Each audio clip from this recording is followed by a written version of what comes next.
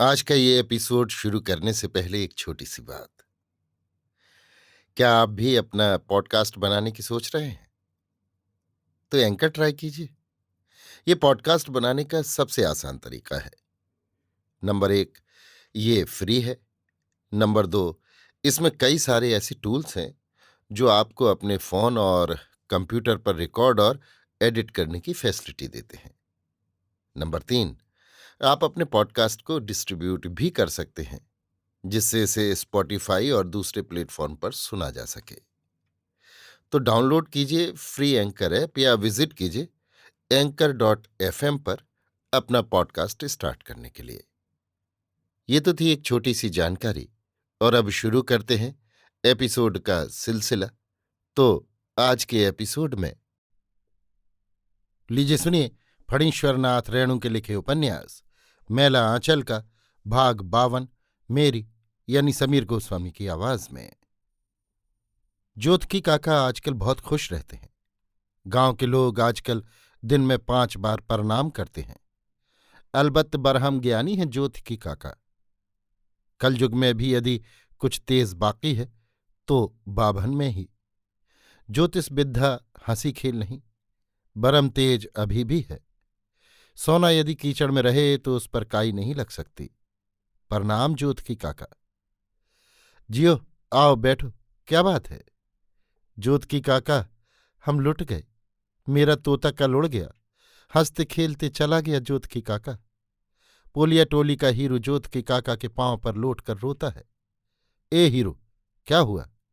ज्योतिकी जी पूछते हैं।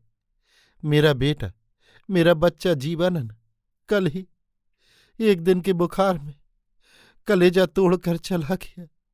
मेरा सिखाया पढ़ाया तोता उड़ गया ज्योतिकी काका। हीरू अब सिर पर हाथ रखकर झुक कर बैठा हुआ रो रहा है। इतना जल्दी? कल कौन दिन था? सोमवार। सोम को मरा है ना? हाँ, ठीक सूरज डूबने के समय। करसामा है। करसामा यानी करिश्मा। डायन का करसामा है, समझे हीरो? शुक्रवार को अमावस्या है। जिस पर तुमको संदेह हो उसके पिछवाड़े में बैठ रहना। ठीक दोपहर रात को वो निकलेगी, उसका पीछा करना। वो तुम्हारे बच्चे को जिलाकर तेल फुलेल लगाकर गोदी में लेकर जब नाचने लगेगी तो उस समय यदि उससे बच्चा छीन लो तो फिर उस बच्चे को कोई मार ही नहीं सकता। इंद्र का वज्र भी फूल हो जाएगा। इसमें और संदेह की क्या बात है ज्योतिकी काका? सफा सफी ऐना की तरह बात झलकती है। 5 महीना पहले दफा 40 के समय जब सभी लोग दरखास्त देने लगे तो हमने भी दे दिया। मेरा साला कचहरी में मुहर्रिल है, उसके पैरवी से जमीन हमको नगदी हो गई। सभी की दरखास्त नामंजूर हो गई और हमको जमा बांध दिया। एक दिन पार्वती की माँ गेहूं हिस्सा मांगने लगी तो हमने कह दिया कि अब बांट कर नहीं देंगे। हमको नगदी हो गया है जमीन दफा 40 में। बस तुरंत आसीख सराप देने लगी।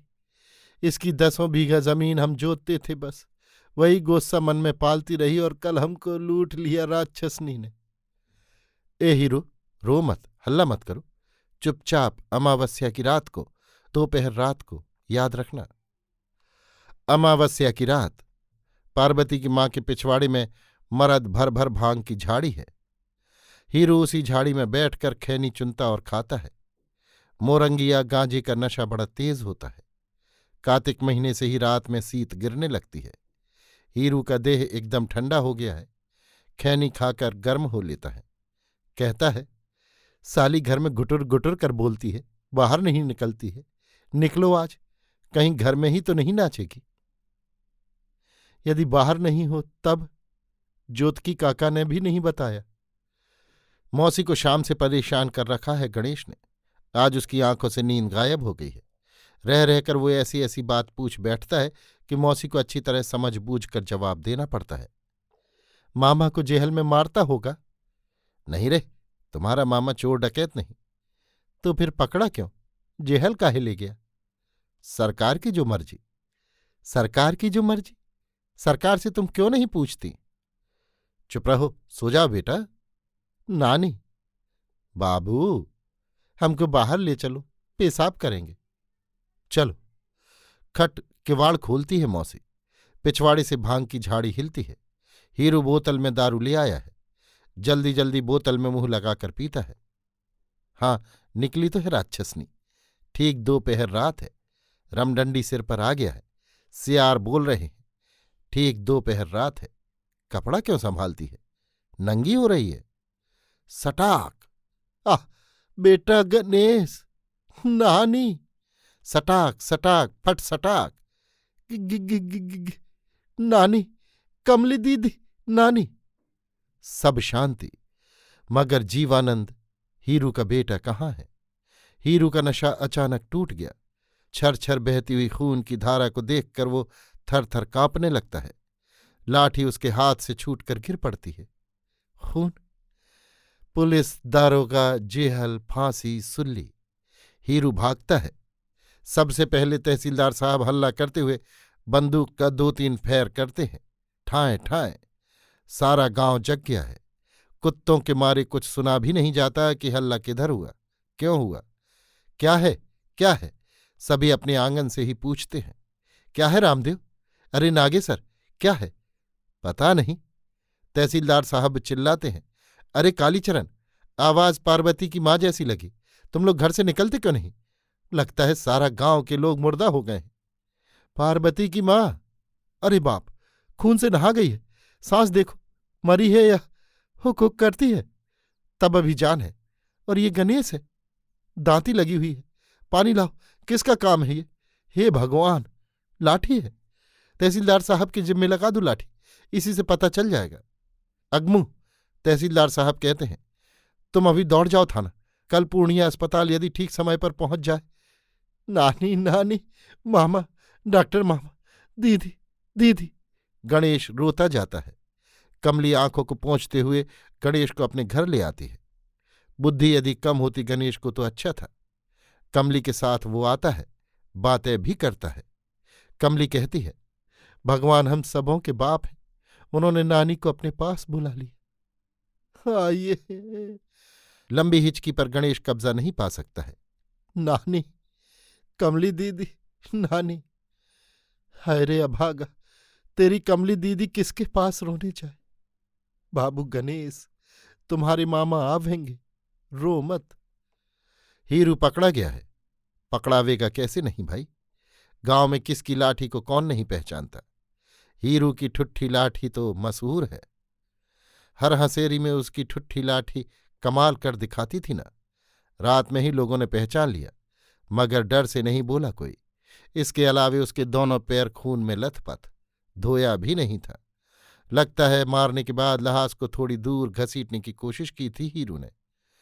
सुबह को तो एकदम बगौछ लगे हुए पागलों की तरह उसे देखकर डर लगता था। बगौछ यानी मतिशून्य। उसकी आंखें बताती थीं वो अभी और भी कई खून कर सकता है। मुंह से लार भी गिरता था। दारोगा ने गिरफ्त कर लिया, मगर वैसा ही। दारोगा ने 2 लात मारी, हवलदार ने 2-3 हंटर गर्म की और सिपाही ने 3-4 तमाचे जड़े। साला बोलता काहे नहीं? नाम गिनाओ, अपन बाप के जे साथ रहलन वने मुँह का देखा, ताड़ चच्चा की तरफ देख के बोल। साला हथियारा कहीं का, नरक में भी जगह न मिली ससुरे। मगर वो बकता रहा, हम अकेले मारा। ससुरे, ई नील गाय जैसन औरत के तू अकेले मारा? बन्नू कुन्नूक, ये सिपाही जी छोड़ दीजिए। छोटे दारोगा साहब बड़े भले आदमी हैं। कहते हैं, साले यदि फांसी से बचने के लिए पागल हुए हो तो 2 ही दिन की मार में मर जाओगे। लहास को एकदम ढककर पालकी में ले जाने का बंदोबस्त करते हैं दारोगा साहब। एक उंगली भी नहीं दिखाई पड़े। अतर गुलाब भी डलवा दिया। अरे, लहास के साथ गणेश भी जाएगा। साथ में प्यारू जा रहा है। पुरैनिया खजांची धर्मशाला के पास ही गणेश की एक चाची रहती है। वो जब नहीं रखेगी तो अनाथालय में। मौसी चली गई हमेशा के लिए। कमली फूट कर रो पड़ती है। चौथखी जी को लकवा मार गया। अर्धांग, मुंह टेढ़ा हो गया है। एक आंख एकदम पथरा गई है। पैखाना पेशाब सब बिछावन पर ही होता है। रामनारायण उनके पास अकेले बैठने में डरता है। रामनारायण जानता है सारी बातें। पार्वती की माँ की हत्या की रात से ही उनकी हालत खराब हो गई थी। पेट खूब चला, खून का पैखाना होने लगा, एकदम टटका खून। लाल लाल। इसके बाद गांव से लाश जैसे ही निकली, लकवा मार गया। भगवान के इस टटका इंसाफ को देखकर रामनारायण डर गया था। इतनी जल्दी पाप को फलते बहुत कम देखा है। पैखाने में इतना दुर्गंध है कि 4 बीघा आसपास के लोगों को कै हो जाए। नरक भोग और किसको कहते हैं। लेकिन जोतकी जी ने कहा था ठीक। सुनते हैं जिस दिन पार्वती की मां के केस में दारोगा साहब आए, उस दिन भी बोले हैं, अभी क्या हुआ है और भी बाकी है। भगवान जाने और क्या क्या होगा। जय बाबा जिन पीर, गांव की रक्षा करो महात्मा। अभी आप सुन रहे थे फणीश्वरनाथ रेणु के लिखे उपन्यास मैला आंचल का भाग 52, मेरी यानी समीर गोस्वामी की आवाज में।